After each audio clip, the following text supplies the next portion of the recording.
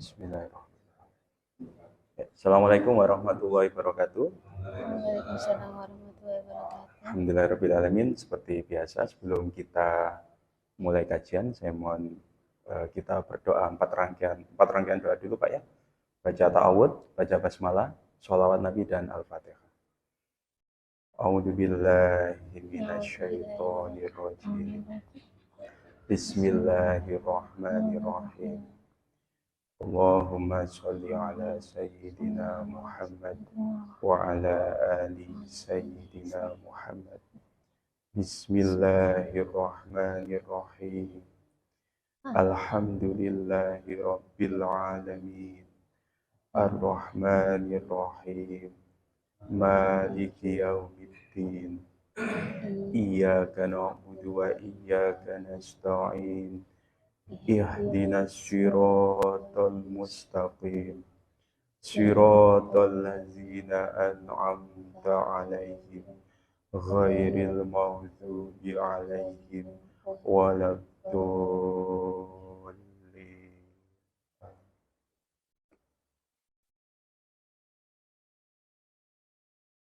Alhamdulillah. Baik. Alhamdulillah Pak ya, kita bisa ketemu lagi, insya Allah kita akan lanjutkan pembahasan kajian tentang kehidupan. Ya. Kalau di 2 minggu kemarin kita sudah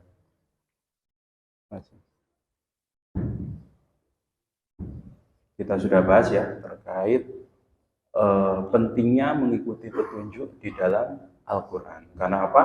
Karena memang Al-Quran diturunkan kepada manusia itu untuk sebagai petunjuk kita menjalani kehidupan. Hari ini kita mulai buka ayat Mas Fikri, ayat 76, surat 76 ayat 2. Saya mau refresh dulu ya, prolog dulu ya, review tentang kajian yang kemarin. Mas? 76 ayat 2. Bismillahirrahmanirrahim. Sungguh kami telah menciptakan manusia dari setetes mani yang bercampur, yang kami hendak mengujinya dengan perintah dan larangan. Karena itu kami jadikan dia mendengar dan melihat. Nah, kalau di 2 minggu kemarin pembahasannya ujian itu kalau dari sisi manusia untuk apa Pak? Meningkatkan keimanan. Itu dari sisi manusia. Tapi kalau dari sisi Allah, Allah itu inginnya apa Pak kira-kira? Kalau kita baca ayat. Coba diulang lagi, pelan-pelan. Sungguh kami telah menciptakan manusia dari setetes mani yang bercampur, yang kami hendak mengujinya dengan perintah dan larangan. Stop. Menguji dengan apa Pak? Perintah dan larangan. Jadi Allah inginnya itu, kalau dari sisi Allah, Allah ingin melihat apa Pak? Ketaatan kita. Dan Allah menguji ketaatan pasti hanya dengan 2 poin, dengan perintah dan dengan larangan. Nah, kenapa sih Allah memfokuskan pada ketaatan dari seorang manusia itu? Awal mulanya di sini Pak, ayat surat 7 ayat 11 Mas Fikri. Coba dibaca. Bismillahirrahmanirrahim. Dan sungguh kami telah menciptakan kamu, kemudian membentuk tubuhmu, kemudian kami berfirman kepada para malaikat, bersujudlah kamu kepada Adam. Maka mereka pun sujud kecuali iblis. Ia iblis tidak termasuk mereka yang bersujud. Stop. Nah, di ayat ini kan dijelaskan Pak, peristiwa sebelum Allah menciptakan bumi ini. Dulu kan makhluk-makhluk kan berada di surga Pak ya. Dari mulai iblis. Iblis dulu sebelum dikutuk oleh Allah sebenarnya adalah golongan dari jin. Jadi di dalam surga waktu sebelum dunia diciptakan spesiesnya itu ada jin, ada manusia dan ada malaikat. Nah, di dalam kejadian ini Allah memerintahkan jin itu tadi yang nanti akan jadi iblis Pak ya, untuk apa Pak? Sujud kepada Adam. Nah, lanjutannya. Allah berfirman, Apakah yang menghalangimu sehingga kamu tidak bersujud kepada Adam ketika aku menyuruhmu? Stop. Ketika Allah menyuruh iblis untuk bersujud kepada Adam, itu sebenarnya fokusnya Allah itu kepada Adamnya atau hanya ingin melihat iblis taat atau tidak, Pak? Jadi ujian itu goalnya adalah bagi dari sisi Allah ingin melihat ketaatan. Tapi apa yang dilakukan iblis, Pak? Dia tidak mau bersujud kepada Adam. Itu karena iblis fokus pada ketaatannya atau fokus kepada Adamnya? Ke Adamnya. Kalau saja iblis fokus pada ketaatan, dia tidak akan dilaknatkan, Pak, oleh Allah. Tapi karena iblis itu fokusnya kepada Adamnya, sehingga dia merasa lebih baik dari Adam.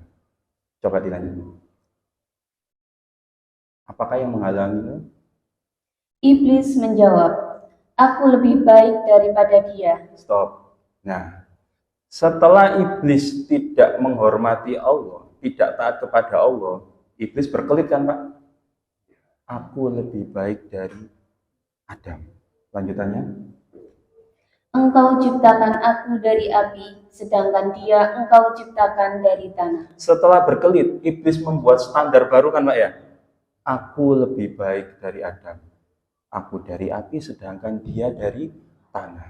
Di dalam Al-Quran tidak ada satupun, Pak, ayat yang menjelaskan kalau api lebih baik dari tanah. Sehingga apa?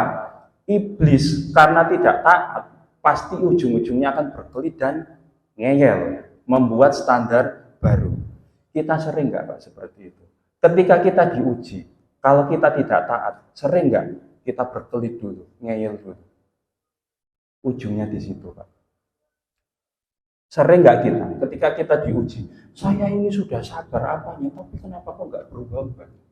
Sering nggak, Pak, seperti itu? Artinya kita membuat standar sendiri, Pak. Sabar itu yang menilai siapa, Pak? Allah, bukan diri kita. Jadi sejatinya ketika kita bilang, saya ini kurang sabar apa? Kita sama dengan iblis tadi. Membuat standar baru, Pak. Itu yang dijadikan iblis untuk menggoda kita. Yang pertama, pokoknya manusia jangan taat dulu aja. Tidak menghormati izin Allah dulu aja. Ketika manusia sudah tidak taat dan tidak menghormati izin Allah, ujung-ujungnya yang pertama berkelit, yang kedua adalah ngeyel. Nah, ketika iblis diuji untuk bersujud kepada Adam, dia langsung bersujud atau menganalisa dulu, Pak? Menganalisa kan, Pak, ya? Menganalisa ujiannya Allah kok begini. Kenapa saya kok disuruh sujud kepada Adam? Padahal saya lebih baik, bla bla bla bla. Jadi ujungnya runyam, Pak. Ketika kita diuji oleh Allah tidak segera untuk taat. Nah, itu tadi kan makhluknya ada iblis, ada malaikat, ada Adam, manusia. Ketiga ini sama-sama mendapat ujian. Malaikat lulus ujian, akhirnya sujud kepada Adam. Karena apa? Malaikat nggak punya nafsu, Pak. Yang ada malaikat pokoknya ikut aturan Allah itu aja. Tapi Adam kira-kira diuji apa, Pak? Peristiwa buah budi. Adam lulus nggak, Pak, ujian itu? Tidak lulus juga, Pak, Adam. Kenapa, Pak? Kira-kira Adam kok tidak lulus ujian? Kalau iblis tadi kan karena merasa lebih baik. Sebagai informasi, Pak, ya, iblis itu makhluk yang paling pintar, paling alim, ibadahnya paling di atas rata-rata, di atas malaikat, guru para malaikat. Tapi karena satu tidak taat, akhirnya Allah murka menurunkan iblis, mengeluarkan iblis dari surga. Karena hanya satu kesalahan, yaitu tidak taat. Padahal iblis ilmunya tinggi, ibadahnya luar biasa, guru para malaikat. Nah, justru di sini, Pak, Allah itu ingin menguji. Bahaya kalau orang seperti makhluk seperti ini tidak diuji. Akan merasa pintar, akan merasa hebat. Akhirnya diuji untuk sujud kepada makhluk yang baru kemarin sore diciptakan oleh Allah, yaitu Adam. Karena bagaimanapun Adam itu juniornya iblis, Pak. Akhirnya apa? Egonya iblis terusik kan Pak, merasa lebih baik. Akhirnya timbul analisa, timbul standarisasi, api lebih baik kok dari tanah. Padahal Allah sama sekali nggak ada bilang kalau api itu lebih baik dari tanah. Karena apa? Egonya iblis yang merasa pintar, merasa lebih senior, merasa lebih taat ibadahnya. Tapi ketika disuruh Allah sujud kepada Adam dalam rangka ujian ketaatan, iblis tidak lulus. Sehingga iblis apa? Sehingga Allah apa? Allah murka menurunkan iblis dari surga.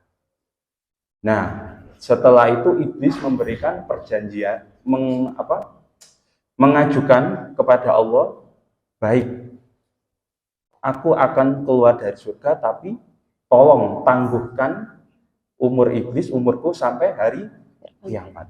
Nah, strategi inilah Pak yang dipakai untuk iblis menggoda kita. Goalnya adalah supaya manusia itu tidak taat saja, pasti tergelincir. Jadi sepintar apapun kita, sebanyak apapun ibadah kita, tapi kalau gagal taat dalam menghormati izin Allah, maka jadinya pintar atau bodoh Pak? Bodoh, seperti iblis. Jadi hati-hati Pak ya, masalah ketaatan ini. Karena kealiman seseorang itu di atasnya masih jauh dari ketaatan. Ukurannya adalah ketaatan kepada Allah. Kita sepintar apapun kalau tidak taat sama dengan iblis. Nah, terus lanjut. Adam, ujiannya Adam adalah tidak boleh makan buah khuldi. Tapi Adam lulus nggak Pak? Tidak lulus juga. Kira-kira Adam kenapa Pak kok tidak lulus? Kalau iblis kan tadi merasa hebat Pak ya, merasa pintar, merasa lebih baik. Tapi kalau Adam kira-kira apa Pak? Penasaran. Jadi ada yang lain Pak? Sifat Pak ya. Oke, surat 20 ayat 115. Ini yang jadi sifat dasar manusia Pak.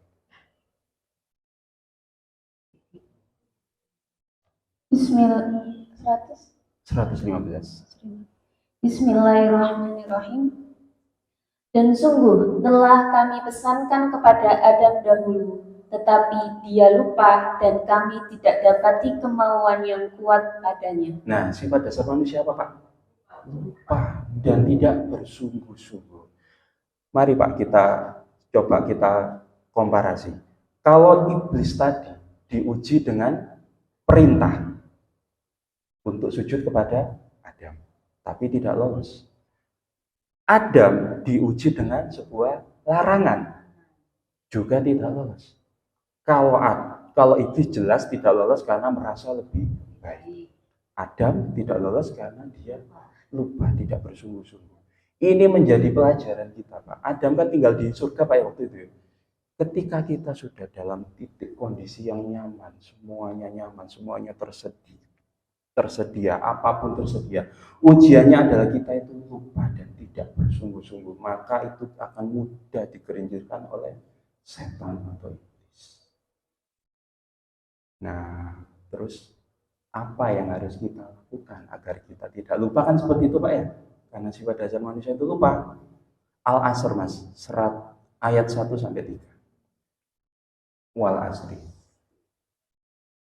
Surat berapa Mas?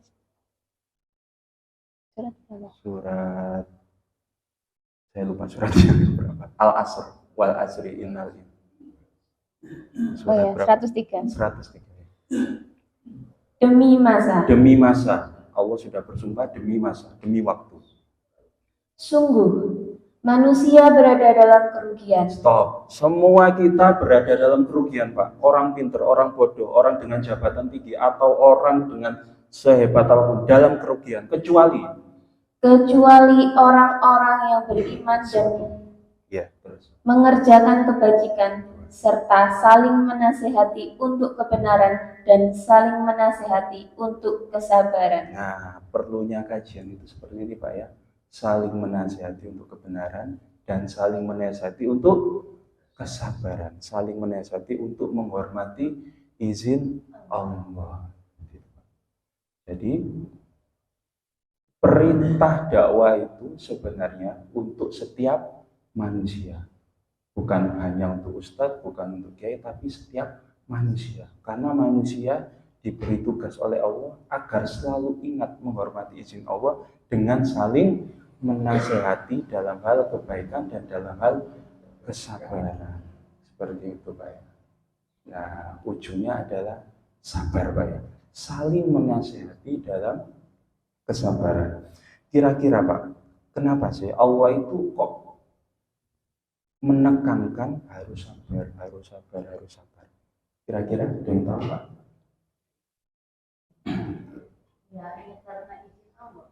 Gimana? Oke, surat 41 ayat 35. Kenapa sih sabar itu begitu penting?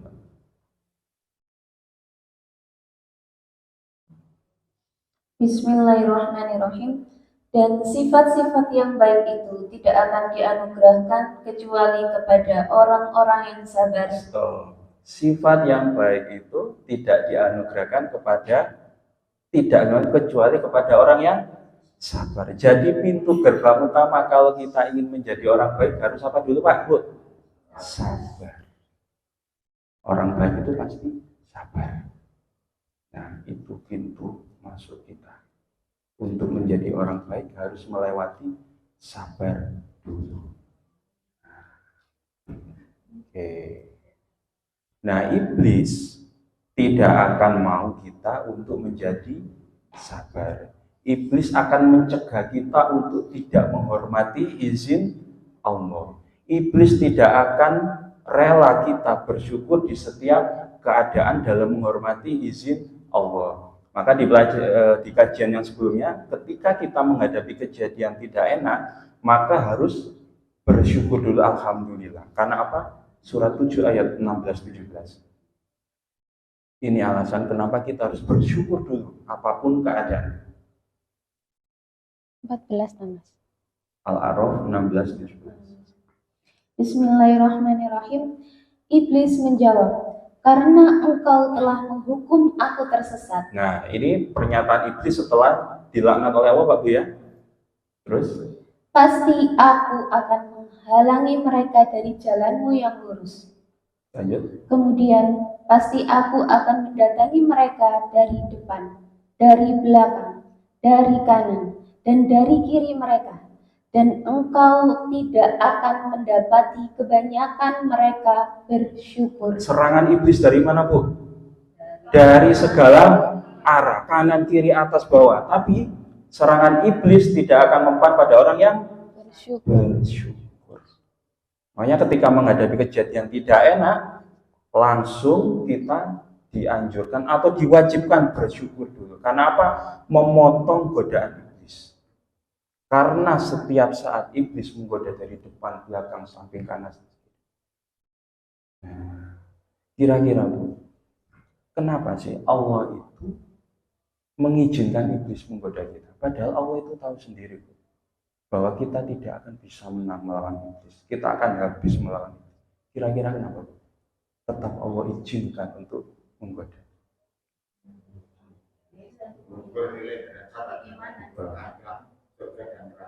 Karena untuk menyeleksi kita itu taat atau tidak, seperti itu. Nah, poinnya dapat Bu ya. Goal semua ini yang kita lakukan, ibadah kita, ilmu kita, goalnya harus adalah taat. Karena taat itu adalah nilai tertinggi di hadapan Allah. Karena yang menentukan kita masuk surga atau neraka itu dari ketaatan kita. Tidak ada nilainya ketika kita ilmu kita banyak, ibadah kita tapi tidak berujung kepada ketaatan kepada Allah, tidak bisa menghormati izin Allah, tidak bisa bersyukur dalam setiap keadaan yang Allah berikan. Karena disinilah titik iblis menggoda manusia. Mungkin iblis membiarkan kita, nggak apa-apa, kamu punya ilmu yang banyak, terserah, nggak apa-apa, ibadahmu tekun. Tapi ketika menghadapi permasalahan, kita tidak menghormati izin Allah, itu yang ditunggu-tunggu oleh iblis itu. Nah, maka begitu penting Bu ya, kita menghormati setiap izin Allah dalam setiap keadaan. Dalam rangka apa? Dalam rangka kita menunjukkan ketaatan kepada Allah. Nah, di dalam surat Al-Baqarah 153 kita coba buka lagi. Wahai orang-orang yang beriman, mohonlah pertolongan kepada Allah dengan sabar dan sholat. Sungguh Allah beserta orang-orang yang sabar. Nah, di dalam surat ini saya ulang Bu ya, untuk menjadi taat saat kita menjalani masalah, kita harusnya fokus ke solusi atau fokus sabar sholat dulu Bu? Kalau untuk menjadi taat harus fokus kepada sabar dan sholat dulu. Mohon maaf, iman, sabar dan sholat. Nah, yang penting saat menjalani permasalahan, sabar sudah dijelaskan Bu ya untuk kajian kemarin, iman juga, sekarang tinggal sholat. Nah, untuk bab sholat ini saya mau tanya, kalau saya tanya, Bapak Ibu sudah sholat atau belum? Sudah ya, pastinya sudah ya, sholat 5 waktu ya, insya Allah ya.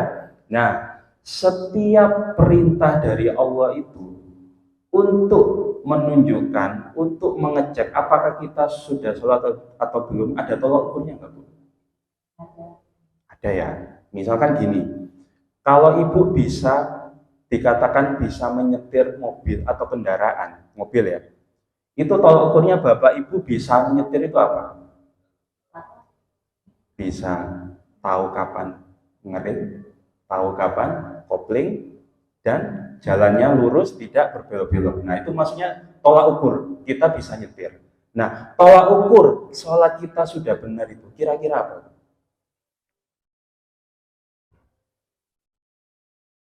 Syariatnya. Gimana? Syariat ilmunya yang kita pelajari. Baik. Baik. Hanya pakai ilmu lah kamu belajar di situ nanti mampu mengimplementasikan. Nah, betul nggak sholat yang benar itu mampu mencegah perbuatan keji dan mungkar? Goalnya kan itu Bu ya. Nah, saya detailkan lagi, perbuatan keji dan mungkar itu seperti apa? Baik, di Al-Quran pun sudah detail ya. Surat 70 ayat 19 sampai 22. Ini ciri-ciri orang yang sholatnya sudah mendekati benar atau sudah benar. Mari. Bismillahirrahmanirrahim. Sungguh, manusia diciptakan bersifat suka mengeluh. Nah, stop. Wajar ya, manusia mengeluh ya. Apabila dia ditimpa kesusahan, dia berkeluh kesah. Lanjut. Dan apabila mendapat kebaikan harta, dia jadi kikir. Lanjut. Kecuali orang-orang yang melaksanakan sholat. Nah, kecuali orang-orang yang melaksanakan sholat. Jadi sholat kalau kita sudah benar, sudah ke arah yang benar, kira-kira membawa dampak mengurangi rasa mengeluh atau tidak Bu? Nah, selama ini masih mengeluh atau tidak Bu? Berarti sholatnya udah benar atau masih kurang benar Bu? Nah, itu maksud saya Bu. Jadi setiap perintah yang Allah berikan pasti ada tolak ukurnya. Kalau sholat kita benar, berarti semakin hari semakin membawa kita pada pribadi yang bersyukur, tidak mengeluh. Mohon maaf, ini Bapak Ibu semua kan sudah, saya yakin sudah di atas umurnya, sudah di atas 25 tahun ya. Sholat mulai umur berapa Bu? Umur balik ya, mungkin 10 tahun, 9 tahun ya, sampai umur sekarang. Nah, kira-kira sudah membawa dampak semakin bersyukur, semakin tidak mengeluh, atau masih mengeluh Bu? Artinya apa Bu? Artinya ada sesuatu yang kurang tepat dalam kita mengaplikasikan sholat kita. Mungkin syariatnya sama Bu, mungkin fikihnya juga sama, rukunnya sama. Tapi betul nggak sholat kita itu sudah membawa dampak untuk menjadi pribadi yang tidak mengeluh? Nah, ini yang harus kita cek Bu, setiap hari. Saya dalam sehari ini, misalkan mengeluhnya 10 kali. Harusnya kalau sholat kita sudah benar, besok harusnya berkurang menjadi 5 kali, kan seperti itu Bu ya? Harusnya seperti itu. Karena apa? Karena sholat yang benar itu pasti akan membawa perubahan pada ruhani kita. Kalau sholat kita tidak membawa perubahan pada ruhani kita, Berarti ada yang salah dengan sholat kita. Makanya sholat kita tidak bisa menjadi penolong dalam setiap kita menghadapi permasalahan. Nah, mari kita kupas pagi ini. Saya akan menyampaikan, ini metode Bu ya. Metode bagaimana kita sholat dengan fokus. Insya Allah, kalau kita istiqomah fokus dalam sholat, nanti Allah akan memberikan rasa khusyuk kita pada sholat kita. Nah, gini aja, sholat yang benar itu fokus atau jalan-jalan? Fokus. Dari umur 10 tahun sampai sekarang fokus atau semakin jalan-jalan Ibu? Harusnya Bu ya, kalau kita melakukan sesuatu Bu ya, kita belajar nyetir mobil saja Bu ya. Kita belajar nyetir mobil saja Bu ya. Misalkan nyetir mobil umur 20 tahun. Ketika umur 30 tahun harusnya semakin ahli kan Bu ya. Nah, harusnya sholat kita itu membawa perubahan seperti itu. Semakin kita sholat dari hari ke hari, harusnya semakin fokus, tidak semakin jalan-jalan. Memangnya Bapak Ibu itu kurang piknik kan jalan-jalan. Nah, mari kita bahas Bu ya, insya Allah. Sampai jam berapa ini Bu? 7:30 ya. Baik, saya mau tanya dulu, definisi sholat itu apa Ibu? Definisi sholat adalah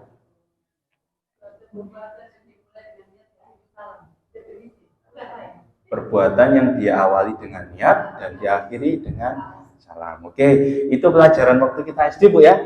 Karena kita sudah besar Bu ya, sudah di atas 25 tahun semua ya. Mari kita detailkan Bu ya definisinya. Sholat itu jasmani menghadap kiblat, betul Bu ya? Ruhaninya menghadap Allah, betul ya? Nah, kita detailkan ya. Berarti yang kita ajak sholat nanti jasmani saja atau jasmani dan rohani? Jasmani dan rohani. Nah, mari kita bedah satu-satu Bu ya. Kenapa rohani kita harus kita ajak? Sholat. Atau selama ini Ibu, Bapak Ibu belum mengajak rohani untuk sholat? Atau belum tahu caranya? Nah, gini Bu ya. Betul tidak? Nanti yang ditanya oleh Allah, amalan yang pertama adalah sholat. Betul. Yang ditanya Allah nanti di yaumil hisab, itu jasmani atau rohani? Rohani, bukan jasmani ya, karena jasmani udah lenyap Bu ya. Nah, kalau rohani kita tidak kita ajak sholat, kira-kira nanti pas ditanya rohani sholat atau tidak, jawabnya rohani iya atau tidak Bu? Pasti jawabannya tidak Bu. Karena apa? Karena rohani kita tidak kita ajak sholat selama di dunia. Kira-kira agar rohani kita sholat Bu, harus fokus atau jalan-jalan sholatnya Bu? Harus fokus. Nah makanya Bu, rohani kita harus kita ajak sholat. Karena kasihan Bu ya, kita sudah di atas 25 tahun, rohani kita nggak kita ajak sholat, nanti akan kesulitan menjawab pada waktu kita nanti ditanya oleh Allah bab sholat. Padahal kunci utama orang dikatakan amalannya baik itu dari apa Bu? Sholatnya. Dalam dunia saja sudah tercermin Bu. Kalau kita sholatnya itu bagus, sudah benar, pasti akan mengurangi sifat rasa mengeluh kita. Nah itu Bu yang jadi petunjuk dari Allah, tolak ukur dari Allah untuk mengecek dalam pribadi kita masing-masing, sholat kita itu sudah benar atau tidak. Jadi selama kita menjalani hidup itu kita tidak asal-asal gitu Bu sholat. Hanya sekedar sholat maghrib, sholat isya, selesai salam. Tidak seperti itu Bu ya. Harus kita cek pribadi kita, saya ini sudah dalam tahap sudah mengurangi rasa mengeluh atau tidak. Baik, kita bahas ya. Bagaimana kita yang pertama mengajak jasmani kita untuk sholat. Oke, ya. Jasmani dan rohani maksudnya. Oke, saya analogikan secara simpel saja Bu ya. Kalau misalkan saya atau Bapak Ibu berbicara dengan pasangan, itu wajahnya, matanya menghadap ke pasangannya atau lihat kanan kiri atas bawah Bu? Harus fokus Bu ya. Karena apa? Kalau kita melihat kanan kiri kan nggak menghargai orang yang kita ajak bicara. Seperti itu Bu ya. Ini ibu-ibu ketawa-ketawa.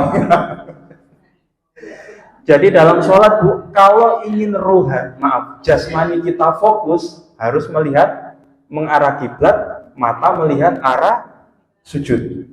Seperti itu Bu ya.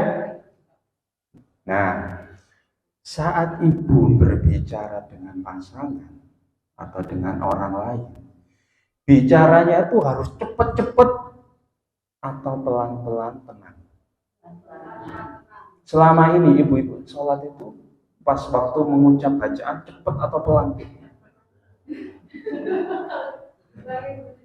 Kenapa Bu seperti itu Bu? Atau apa karena sudah terlalu ahli sampai cepat? Nah, itu ya. Jadi sholat kalau kita cepat-cepat, itu yang sholat ruhani atau hawa nafsu? Nafsu. Sedangkan nanti yang ditanya oleh Allah, dia melihat ruhani apa hawa nafsu? Ruhani. Hawa nafsu itu udah nggak ikut tanggung jawab. Nah, seperti itu ya. Terus Bu, ketika Bapak Ibu bicara dengan lawan bicaranya, itu bicaranya itu Ibu sadar nggak dengan apa yang Ibu sampaikan? Harus sadar, biar ada komunikasi. Nah, ya, begitu dengan sholat seperti itu. Kita itu sadar atau tidak dalam melakukan sholat? Selama ini sadar atau tidak Bu? Harusnya sadar Bu ya. Harusnya sadar. Baik, kalau saya tanya Bu, saat Ibu tahiyat awal, Ibu sedang menyampaikan apa kepada Allah? Bapak-bapak? Nggak tahu Pak? At-tahiyatul mubarakatus sholawatu. Itu sedang menyampaikan apa Pak? Tuh. Jadi ibu ini, Bapak Ibu sadar atau enggak sama ini sholat? Baik, surat 4 ayat 43. Bismillahirrahmanirrahim. Wahai orang yang beriman, janganlah kamu mendekati sholat ketika kamu dalam keadaan mabuk sampai kamu sadar apa yang kamu ucapkan. Stop. Sampai kamu sadar apa yang kamu sampaikan. Kalau kita tidak sadar dengan apa yang kita sampaikan, berarti kita sholat atau lagi mabuk Bu? Mabuk Bu. Jadi apa bedanya Bu kita sholat dengan orang mabuk? Sekarang begini Bu, kita berkomunikasi dengan pasangan, dengan orang lain kita itu sadar dengan apa yang kita ucapkan. Misalkan saya ke Mas Fikri, Mas Fikri saya besok mau ke rumah sampean ya jam 7. Itu kan saya sadar Bu. Lah kepada Allah Bu, harusnya kita sadar atau enggak Bu yang kita sampaikan? Harusnya sadar Bu. Sehingga setiap bacaan yang kita baca dalam sholat itu harusnya kita paling tidak tahu enggak Bu artinya? Harusnya tahu. Harusnya tahu Bu. At-tahiyatul mubarakatus sholawatut thayyibatul lillah, itu menyampaikan rasa segala bentuk penghormatan keberkahan itu adalah milik Allah. Tolong sampaikan kepada Nabi Muhammad, kepada hamba-hamba yang soleh seperti itu. Nah, nanti sampai setelah kajian tolong Bu ya, dibuka lagi bacaan di setiap gerakan sholat. Pada saat tahiyat itu saya tuh menyampaikan apa sih? Pada saat Al-Fatihah, pada saat ruku, pada saat sujud, apa sih yang akan saya sampaikan kepada Allah? Seperti itu. Duduk di antara dua sujud, ibu-ibu dan bapak itu sedang menyampaikan apa? Permohonan. Yang namanya orang memohon Bu, misalkan saya ke Mas Fikri, Mas Fikri tolong saya pinjam mic-nya. Kan seperti itu Bu ya. Atau seperti ini Bu, ketika ibu dalam sholat, Robbi firli warhamni wajibuni warfa'ni. Atau yang kedua, Robbi firli warhamni wajibun. Yang pertama atau yang kedua, Bu? Harusnya yang kedua kan, Bu ya. Robbi firli. Karena apa? Kita itu sedang memohon, Bu. Jadi mulai sekarang, Bu ya, tolong diperhatikan. Karena apa? Di dalam sholat itu ada yang namanya pujian, ada yang namanya permohonan, ada yang namanya pernyataan. Contoh saja di dalam surat Al-Fatihah. Bismillahirrahmanirrahim. Alhamdulillahirabbil alamin. Ar-Rahmanirrahim. Maliki yaumiddin. 4 ayat di awal Al-Fatihah kita sedang menyampaikan apa, Bu? Pujian. Terus iyyaka na'budu wa iyyaka nasta'in. Pernyataan. Kita menyampaikan sebuah pernyataan. Saya ini hamba-Mu ya. Ihdinas siratal mustaqim. Menyampaikan apa, Bu? Permohonan. Tunjukilah kami jalan yang lurus. Nah, di dalam Al-Fatihah saja, Bu, ada 3 macam rasa yang harus kita hadirkan. Kita kan bukan robot, Bu ya. Kita kan manusia yang memiliki rasa. Jadi setiap bacaan dalam sholat kita yang kita tunjukkan kepada Allah harus juga kita menghadirkan rasa di dalam setiap bacaan. Nah inilah, Bu, dari sinilah rohani kita sudah bisa sholat, yaitu menghadirkan rasa dalam setiap bacaan. Jadi nggak sekedar membaca, Bu ya, nggak sekedar Rabbi firli warhamni wajibuni warfa'ni warzuqni, nggak sekedar seperti itu ya, tapi harus ada rasa. Terutama bacaan di antara dua sujud ini, Rabbi firli warhamni. Rasa apa, Bu? Rasa memohon. Orang kalau memohon itu, Bu, rasa apa, Bu, yang dihadirkan? Rasa memelas, rasa butuh, rasa untuk menurunkan segala ego. Seperti itu, Bu ya. Jadi tolong setiap bacaan itu kita harus kasih ruh di dalamnya. Agar apa? Ruhani kita juga ikut sholat. Surat 7 ayat 172. Al-A'raf 172.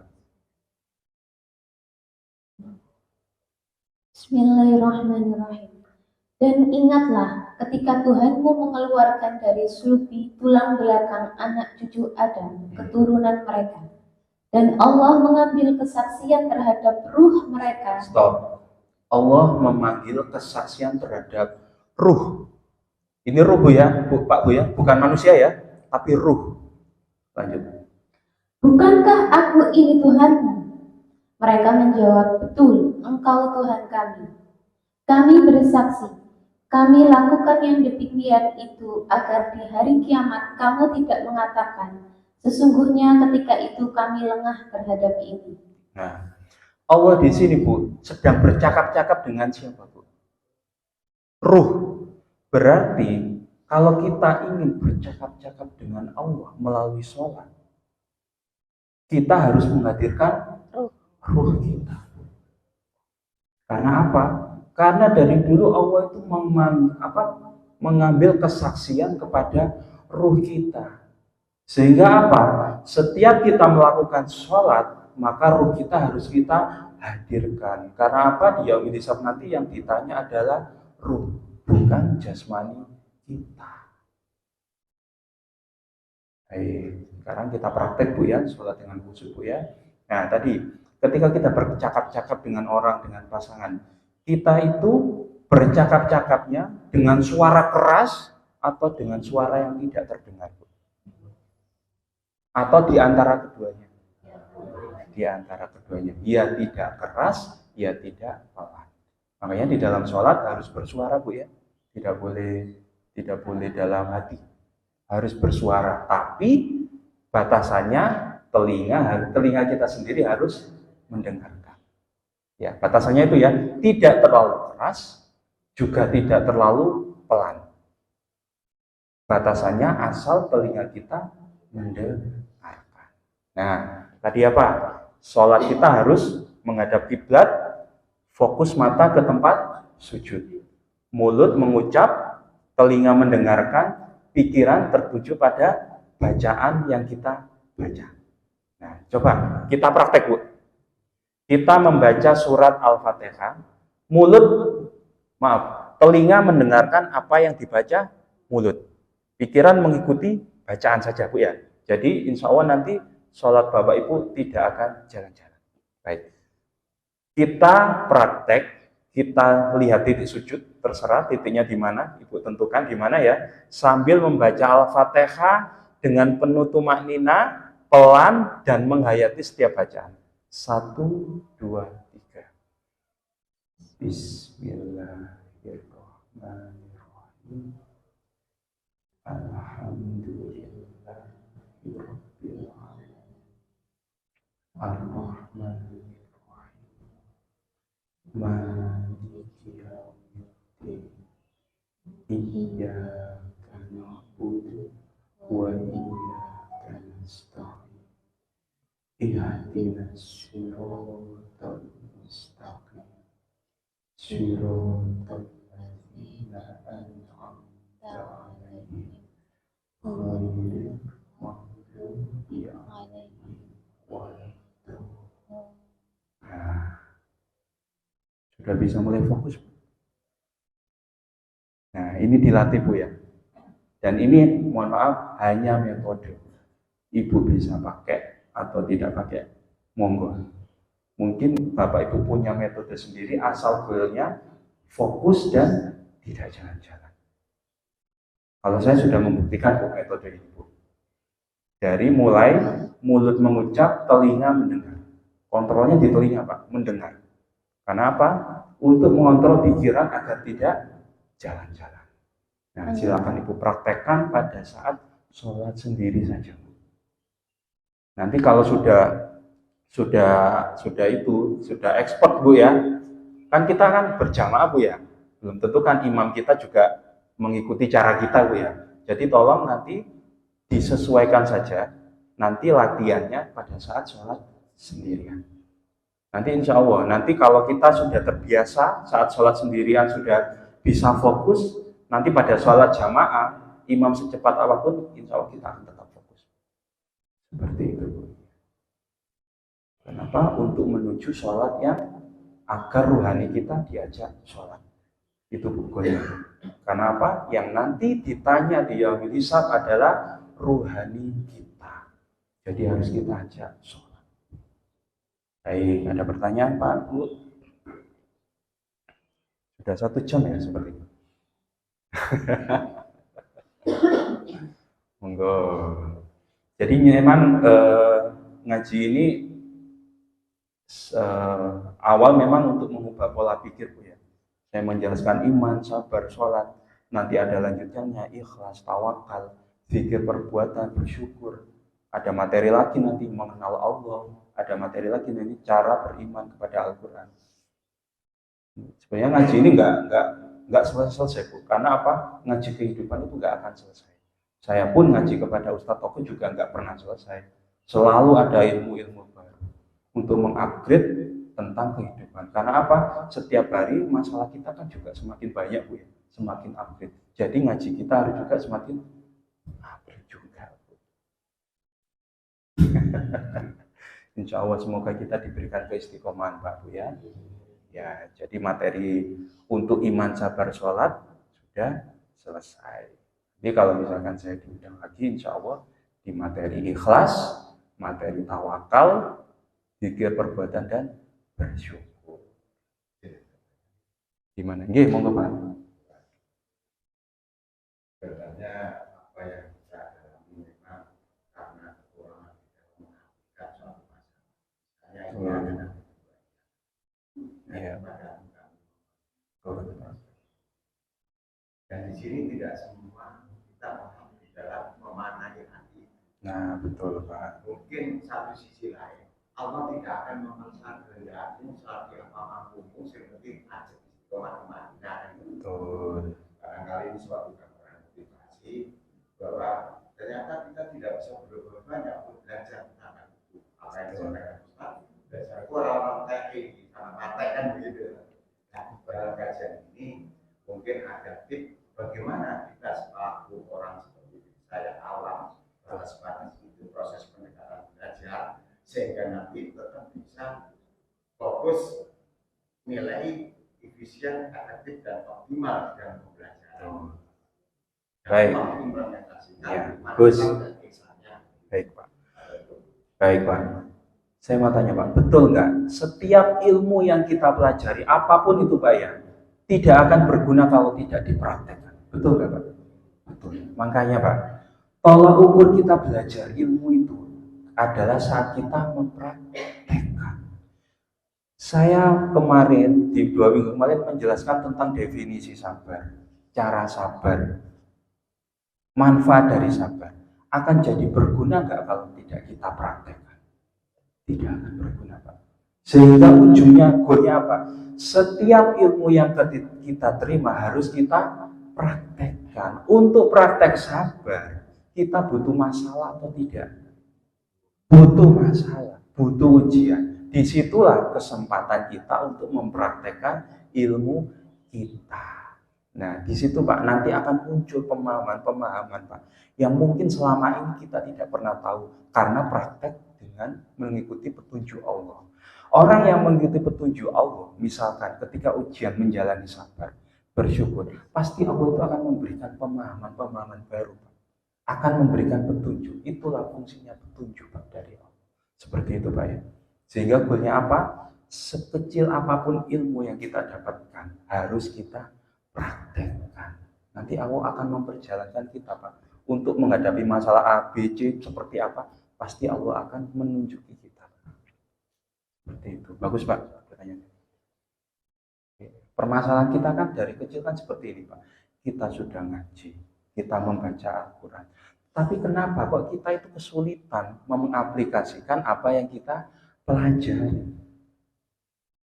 Karena itu tadi, kita harus bersungguh-sungguh dalam mempraktekkan apa yang kita pelajari. Dan itu harus ada metodenya. Kesulitan kita kan nggak ada metodenya Pak. Mungkin Bapak Ibu ketika menghadapi permasalahan curhat kepada seseorang, pasti ujung-ujungnya hanya disuruh sabar kan Pak ya. Tapi nggak dikasih tahu bagaimana metode untuk menjadi sabar. Saya bukan orang yang sabar, ingin menjadi sabar. Bagaimana caranya? Pernah nggak Bapak Ibu tanya itu? Tidak pernah kan? Dan orang yang memberikan nasihat sabar ya juga tidak memberikan suatu nasihat atau metode. Nah, miss-nya kan di situ Pak. Makanya di sini saya ya amanah Ustadz saya, silakan Pak. Ibu bapak mengaji dimanapun, di ustadz manapun. Saya dengan ustadz saya hanya melengkapi sekian persen saja Pak. Melengkapi kajian ustadz-ustadz yang ada di sini. Bagaimana metode untuk mengaplikasikannya. Seperti itu Pak. Baik. Ibu-ibu ada yang ditanyakan? Biasanya kalau kajian seperti kehidupan seperti ini, ibu-ibu yang banyak tanya Pak. Baik. Insya Allah cukup ya.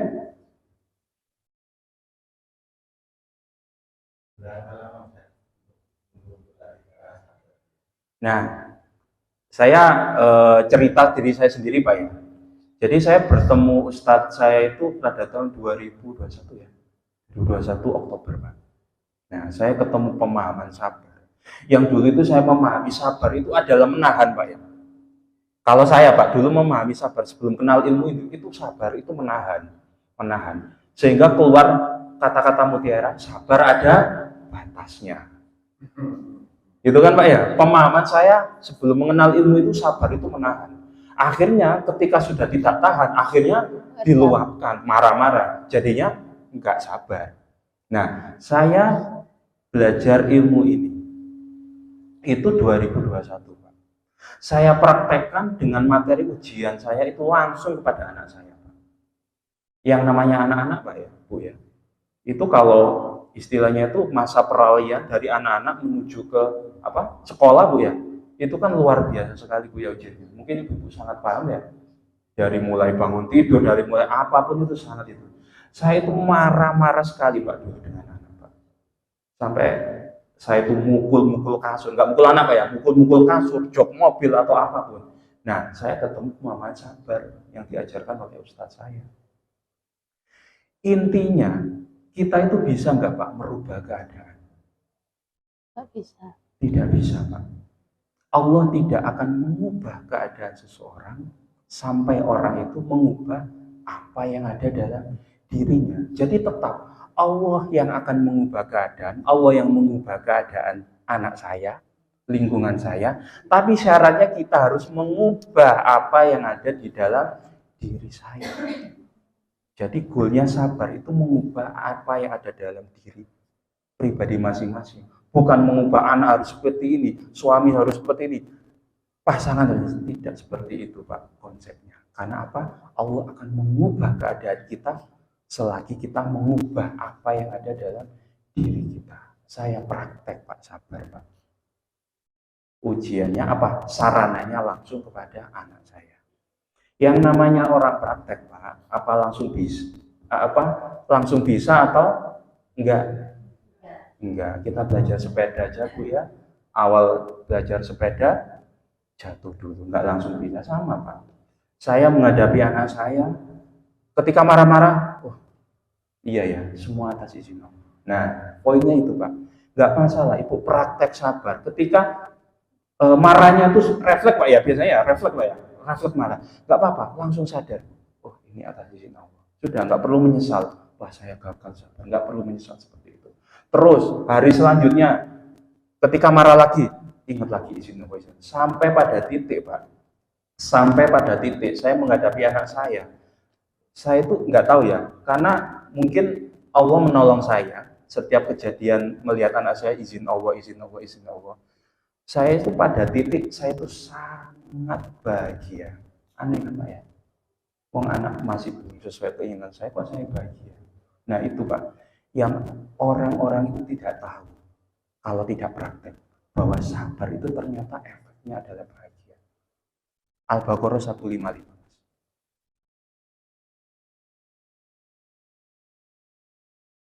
Bismillahirrahmanirrahim. Dan kami pasti akan menguji kamu dengan sedikit ketakutan, kelaparan, kekurangan harta, jiwa dan buah-buahan. Dan sampaikanlah kabar gembira kepada orang-orang yang sabar. Sampaikanlah kabar gembira pada orang-orang yang sabar. Berarti orang sabar itu diberi kegembiraan enggak Pak oleh Allah? Diberikan. Asal kita istiqomah menghormati izin Allah. Setiap kejadian izin Allah, izin Allah. Istiqomah seperti itu Pak. Saya istiqomah itu selama 2 tahun. Dengan bab saya fokus kepada anak. Sampai pada saat itu, alhamdulillah ya Allah, terima kasih. Engkau memberikan anak kepada saya. Pada di titik itu Pak, Allah mengubah anak saya. Yang tadinya nggak bisa diajak sholat, sekarang bisa sholat sendiri tanpa saya suruh. Yang tadinya tantrum, teriak sana sini, sekarang sudah lebih tenang. Semua itu diubah keadaan oleh Allah, asal saya pada diri saya atau diri kita masing-masing mengubah diri kita dulu untuk menghadapi, untuk menghormati izin Allah. Baik, ujian anak selesai. Sekarang setelah itu ujian di pekerjaan. Saya sebelum kerja di Gresik, saya kerja di Lamongan Pak. Kerja di Lamongan, saya LDR. Sebelumnya saya nggak pernah LDR Pak, nggak pernah meninggalkan keluarga maksudnya. Saya LDR di tempat ujian, di tempat kerja saya diuji lagi. Karena apa? Ya memang ujian anak selesai. Pasti kan ada ujian tema lain Pak, seperti itu kan Pak ya.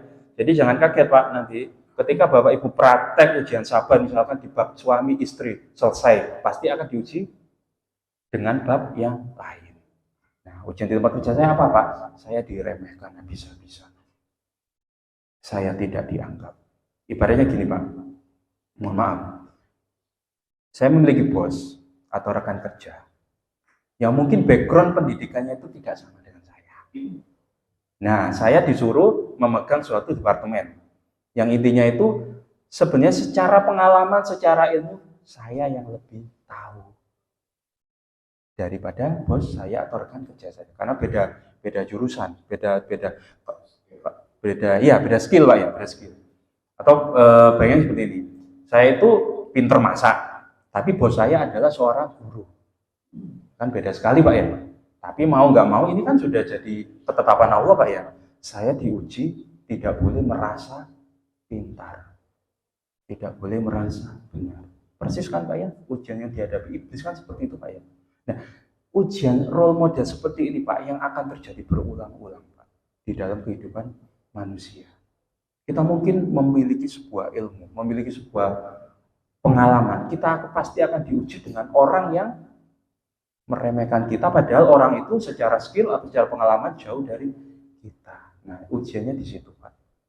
Nah, ketika saya menghadapi ujian seperti itu, kira-kira langsung menerima atau memberontak dulu? Memberontak Pak ya, karena gimana Pak? Minimal mangkel Pak ya. Meskipun tidak terucap di mulut, pasti minimal ada penolakan Pak. Nah, seperti itu Pak. Nah, akhirnya iya, kan sifat dasar manusia kan seperti itu Pak. Ya. Nah, tapi kan kita nggak boleh Pak ya berlarut-larut dalam sifat dasar manusia kan Pak. Karena apa? Tujuan Allah menurunkan Al-Quran kan untuk memperbaiki akhlak kita kan Pak ya. Nah, saya pada waktu itu, oh iya, ini ujian bagi saya. Saya sadar Pak ini ujian, tapi kan nafsu ini kan masih terus berperang Pak ya. Ketika saya menyampaikan sesuatu dimentai, ditolak. Menyampaikan saran ini ditolak. Akhirnya saya seperti ini, oke ya Allah, ini ujian bagi saya. Saya akan berlatih menghormati izin-Mu. Saya akan membuktikan janji-Mu adalah benar bahwa ketika menghormati izin-Mu, Engkau menolong saya. Saya ingin membuktikan janji-Mu. Saya waktu itu Pak berpikiran, ketika menghormati ketika saya praktek ini, saya waktu itu berpikir dua hal.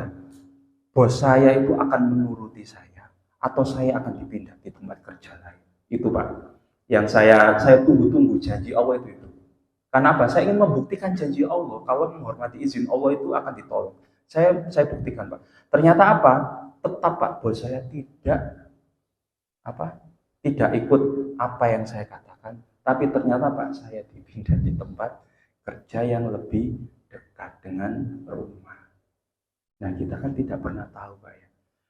Saya diuji bekerja jauh dari keluarga dengan ujian yang semacam itu. Ternyata setelah saya melewati ujian itu, ternyata Allah memberikan saya tempat kerja yang jauh lebih dekat dengan keluarga. Iya Pak, seperti itu. Sehingga apa Pak? Kita itu tidak pernah tahu Pak rencana Allah itu seperti apa dengan memberikan suatu ujian itu. Kita tidak pernah tahu, semua itu gaib Pak. Saya nggak pernah menyangka bakal dipindahkan ke tempat kerja yang lebih dekat dengan keluarga. Dan kita tidak perlu memikirkan itu Pak. Fokus kita hanya menghormati izin Allah. Seperti itu. Nanti pasti Allah akan memberikan petunjuk, kamu kesini loh. Dan betul, ternyata Allah menolong saya. Allah akhirnya memberikan tempat yang ternyata lebih dekat, lebih baik dari tempat yang dulu. Intinya menghormati izin Allah dan bersyukur terhadap setiap kejadian yang tidak enak. Nah, Allah itu cuma inginnya seperti itu Pak. Allah itu pengennya kita itu taat gitu aja. Tapi kan kita punya keinginan, betul kita pun punya keinginan, tapi Allah pun juga punya keinginan. Kira-kira Pak, kita bisa menang nggak Pak melawan keinginan Allah? Tidak bisa Pak. Tapi setelah kita menghormati atau menyesuaikan dengan keinginan Allah, pasti Allah juga akan mewujudkan yang kita inginkan. Karena itu sudah janji Allah. Allah akan menolong, tapi harus melewati iman, sabar, dan sholat. Baik, mungkin sampai sini Pak ya. Kajian kita sudah 1 jam. Alhamdulillah. Baik, mungkin doa dulu Pak ya. Terus ada sholat duha. Ya. Baik. Bismillahirrahmanirrahim. Ila hadratin Nabi Mustafa Muhammad Rasulullah sallallahu alaihi wasallam. Al-Fatihah. Bismillahirrahmanirrahim. Alhamdulillahi rabbil alamin arrahmanirrahim maliki yaumiddin إياك نعبد وإياك نستعين اهدنا الصراط المستقيم صراط الذين أنعمت عليهم غير المغضوب عليهم ولا الضالين. أعوذ بالله من الشيطان الرجيم بسم الله الرحمن الرحيم اللهم صل على سيدنا محمد وعلى آل سيدنا محمد والحمد لله رب العالمين اللهم أنت ربي لا إله إلا أنت خلقتني وأنا عبدك وأنا على عهدك ووعدك ما استطعت أعوذ بك من شر ما صنعت أبوء لك بنعمتك علي وأبوء لك بذنبي فاغفر لي فإنه لا يغفر الذنوب إلا أنت اللهم إنا نسألك سلامة في الدين وعافية في الجسد وزيادة في العلم وبركة في الرزق وتوبة قبل الموت ورحمة عند الموت ومغفرة بعد الموت اللهم هون علينا في شكرة الموت والنجاة من النار والأهواء عند الحساب ربنا لا تزغ قلوبنا بعد إذ هديتنا وهب لنا من لدنك رحمة إنك أنت الوهاب ربنا هب لنا من أزواجنا وذرياتنا قرة أعين واجعلنا للمتقين إماما ربي هب لي من الصالحين ربي هب لي من الصالحين ربي هب لي من الصالحين ربنا آتنا في الدنيا حسنة وفي الآخرة حسنة وقنا عذاب النار صلى الله على سيدنا محمد وعلى آل سيدنا محمد والحمد لله رب العالمين السلام عليكم ورحمة الله وبركاته.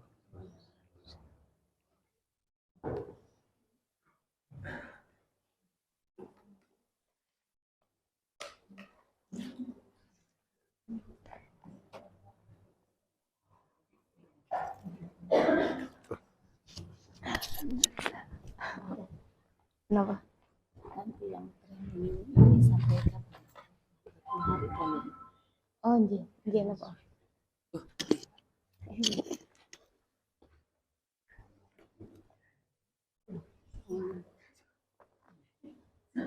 Nanti mau masuk di grup. Saya dong. Oh, nggih insyaallah. Nanti saya turun nomor. Nggih. Tapi yang baru nggih. Iya.